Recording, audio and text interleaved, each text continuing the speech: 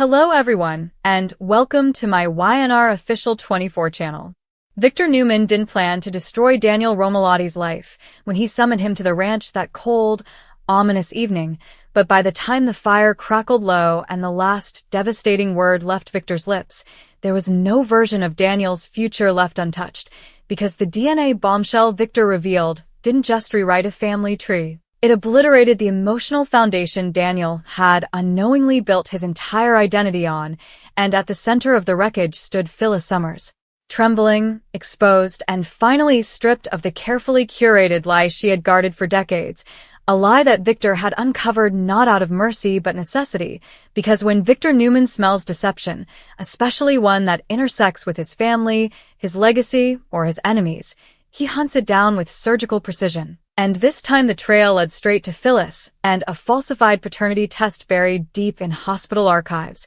one that had quietly declared Danny Romalotti as Daniel's biological father while concealing the far more dangerous truth that Victor himself was Daniel's real father, the result of a secret affair between Victor and Phyllis during a volatile period when revenge, grief, and ambition blurred into one reckless night that Phyllis later erased from history with forged documents, bribes, and silence, believing she was protecting everyone when in reality, she was building a time bomb that finally detonated when Victor's private investigator, digging into unrelated corporate sabotage tied to Daniel's gaming company, stumbled upon inconsistencies in Daniel's medical records, inconsistencies Victor recognized instantly because no one understands the power of bloodlines, leverage, and legacy better than Victor Newman, and once the truth was verified beyond doubt,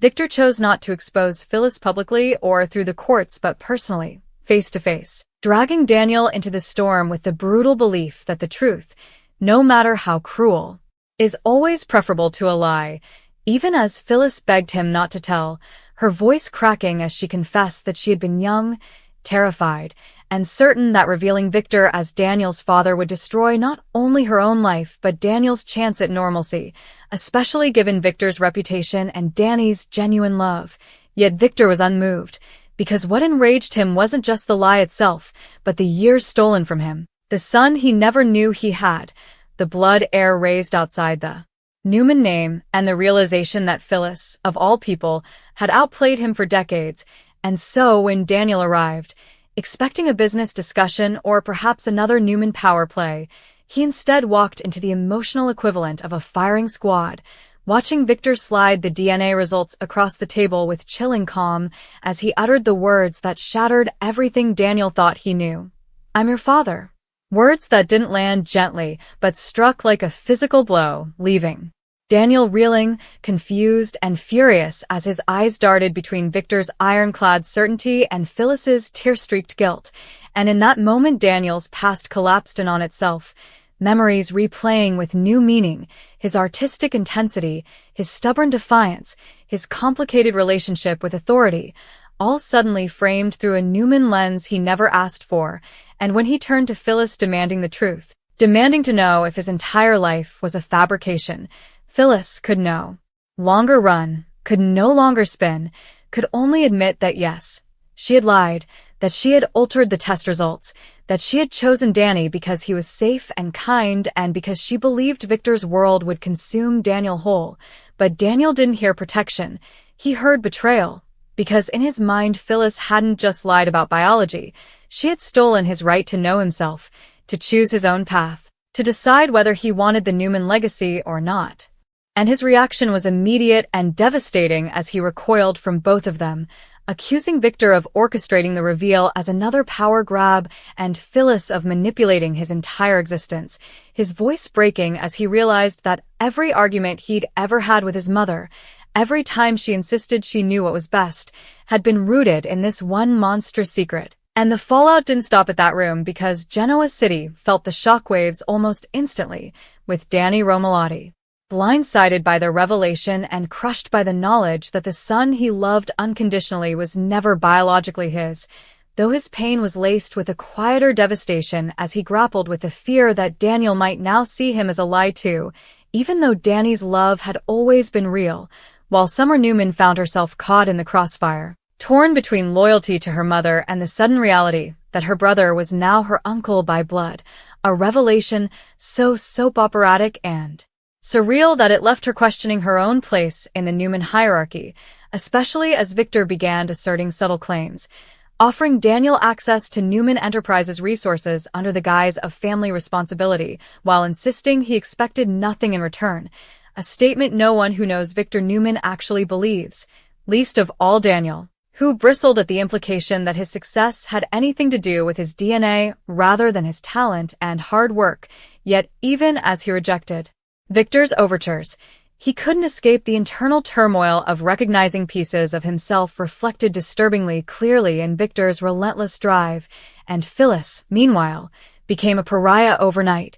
judged harshly by those who saw her lie as unforgivable manipulation, with even her fiercest defenders struggling to justify a deception of that magnitude. As whispers spread through the city questioning every choice she'd ever made, every truth she'd ever told, and Phyllis herself spiraled under the weight of it all, insisting she had acted out of love while confronting the horrifying possibility that her need for control had once again destroyed the very person she claimed to protect, because Daniel didn't just pull away, he severed ties completely, refusing her calls, rejecting her apologies, and declaring that he needed distance, not just to process the truth, but to rebuild himself from the ground up without her influence, a declaration that shattered Phyllis more deeply than any public shaming ever could, while Victor, in true Newman fashion, viewed the emotional wreckage as collateral damage in the pursuit of truth and legacy, privately vowing that no matter how long it took,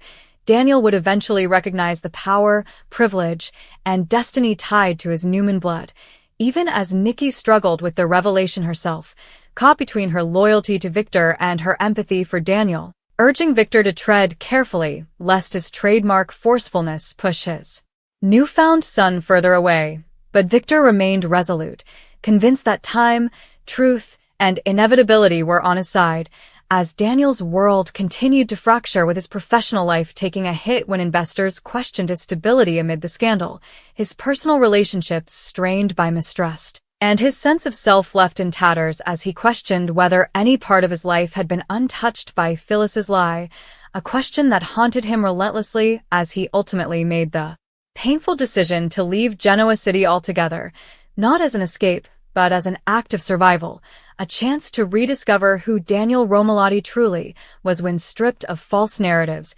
manipulated tests, and inherited empires, leaving behind a mother drowning in regret, a biological father waiting in the shadows with unwavering confidence, and a city forever altered by one lie that finally saw the light of day. Because in Genoa City, secrets never stay buried forever, and when they explode, they don't just destroy lives in the present, they rewrite the past and scorch the future, and as this YNR update makes chillingly clear, Phyllis's lie didn't just change Daniel's story, it destroyed the version of it that once made sense, leaving only raw truth, broken trust, and the haunting question of whether blood truly determines destiny, or if some betrayals cut too deep for even time to heal.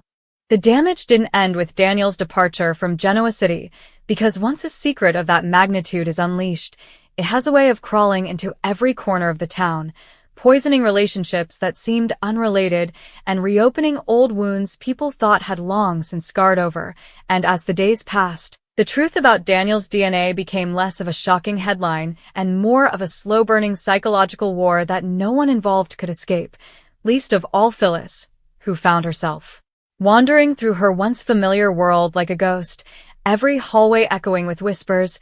every glance loaded with judgment, because for the first time in her life, Phyllis Summers couldn't outmaneuver the consequences of her own choices, and that realization gnawed at her relentlessly as she replayed every moment of Daniel's childhood in her mind, every lie she told herself about protecting him, wondering if she had really been shielding him from Victor's darkness or simply feeding her own need to control the narrative, a need that had always defined her but now stood exposed as the very flaw that destroyed her son's trust, while Victor, emboldened by the revelation yet privately unsettled in a way he refused to acknowledge, began quietly reshaping his long-term plans with Daniel in mind, reviewing trust documents, legacy structures, and contingency plans as though Daniel's acceptance into the Newman fold was a foregone conclusion, even as he outwardly respected Daniel's decision to leave town, because Victor Newman has never been deterred by distance, time, or resistance, believing instead that destiny bends eventually, especially when blood is involved, and yet even Victor felt the weight of what had been lost, the birthdays missed, the moments stolen by Phyllis's deception, and in rare, unguarded moments with Nikki. He admitted that what haunted him most wasn't Daniel's rejection but the possibility that his son's best years had already passed without Victor ever having the chance to influence, guide, or even truly know him, an admission that revealed cracks beneath Victor's iron exterior that Nikki recognized instantly, urging him once again to approach Daniel with patience rather than power, because Daniel wasn't just another Newman asset to be claimed. He was a deeply wounded man grappling with the collapse of his identity. And nowhere was that struggle more evident than in Daniel's life outside Genoa City, where distance offered no immediate peace. Only space for the truth to echo louder, forcing him to confront memories he could no longer view through the same lens, moments with Danny Romalotti that now carried a bittersweet ache because while Danny wasn't his biological father, he had been the one who showed up, who nurtured his creativity, who taught him compassion rather than conquest, and that realization created a new layer of guilt Daniel hadn't anticipated, because in rejecting Phyllis's lie, he feared he might also be inadvertently rejecting the man who raised him with genuine love, prompting Daniel to reach out to Danny in a hesitant, emotionally fraught conversation that reaffirmed their bond while acknowledging the pain between them, a moment that offered Daniel a fleeting sense of grounding even as everything else felt unmoored. Yet back in Genoa City, Phyllis's isolation deepened when even her closest allies struggled to look past the magnitude of her deception, with longtime friends questioning not only her actions but her motives, and rivals seizing the opportunity to paint her as irredeemable, a master manipulator who finally crossed a line she couldn't spin her way back from. And while Phyllis publicly defended herself with the familiar fire and defiance that had always been her armor, privately she unraveled, haunted by the image of Daniel's devastated expression and the finality in his voice when he told her he needed to rebuild his life without her, words that echoed louder than any shouted accusation, because they confirmed her greatest fear, that in trying to control everything, she had lost the one person she could never afford to lose. And as days turned into weeks, the repercussions continued to ripple outward, with Summer finding herself unexpectedly repositioned within the Newman family dynamic, suddenly scrutinized as both Phyllis's daughter and Victor's granddaughter. A dual identity that left her feeling pulled in opposite directions as Victor subtly leaned on her to serve as a bridge to Daniel, while Phyllis desperately clung to Summer as her last remaining emotional anchor, creating an impossible tension that forced Summer to confront loyalties she'd never questioned before, even as she struggled to process the sheer absurdity and emotional weight of discovering that her brother was now,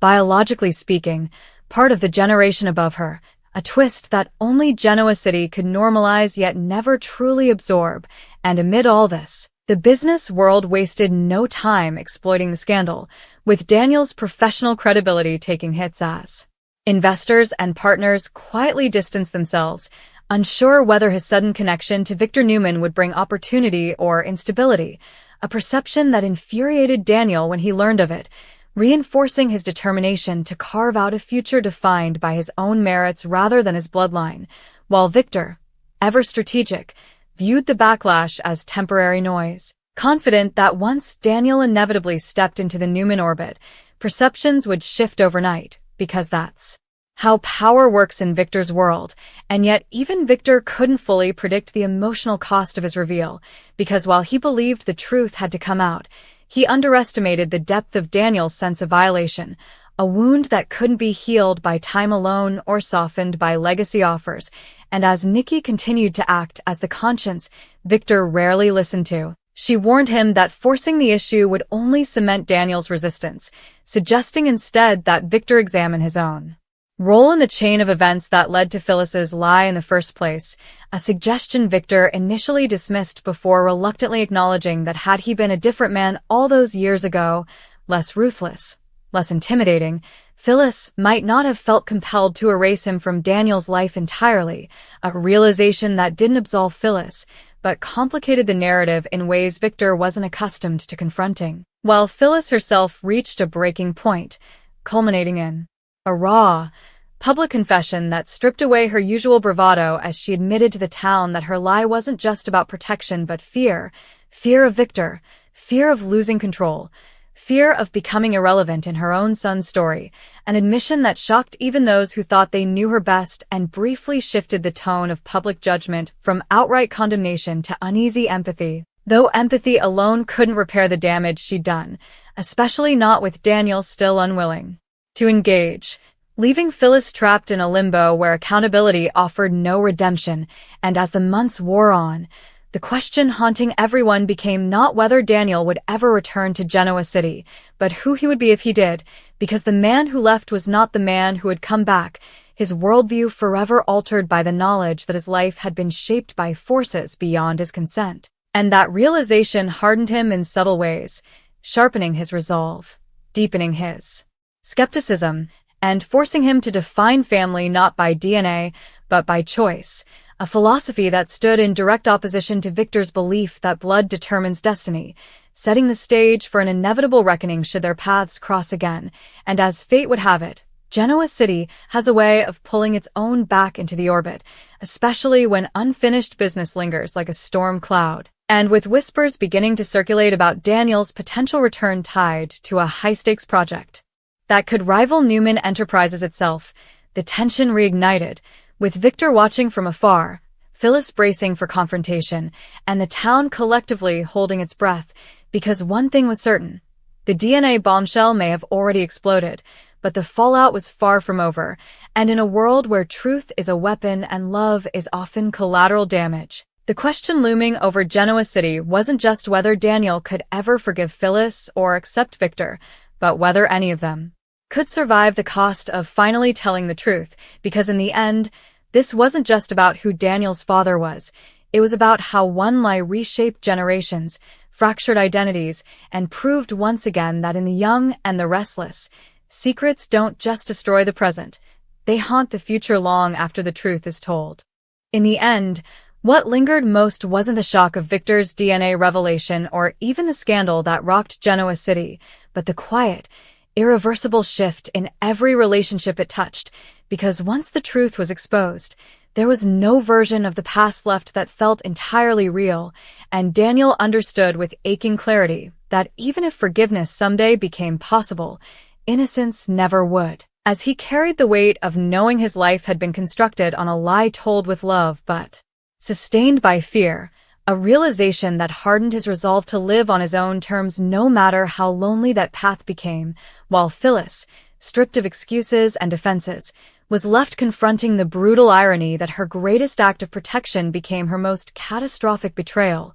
forcing her to accept that loving someone doesn't grant the right to decide their truth. A lesson she learned far too late, as she stood on the outskirts of her son's life hoping for even the smallest crack in the wall he'd built. And Victor, for all his power and certainty, faced a rare kind of defeat that money and influence couldn't erase, the loss of a son who shared his blood but not his trust, reminding him that legacy is meaningless without connection, and that even the truth, when wielded like a weapon, can leave scars deeper than any lie. As Nikki watched helplessly, knowing that this fractured family was the result not of one villain but of fear, pride, and control colliding over decades, and as Genoa City slowly adjusted to its new reality, the story became less about scandal and more about consequence, about how one choice can echo across generations, reshaping identities and redefining family in ways no DNA test ever could,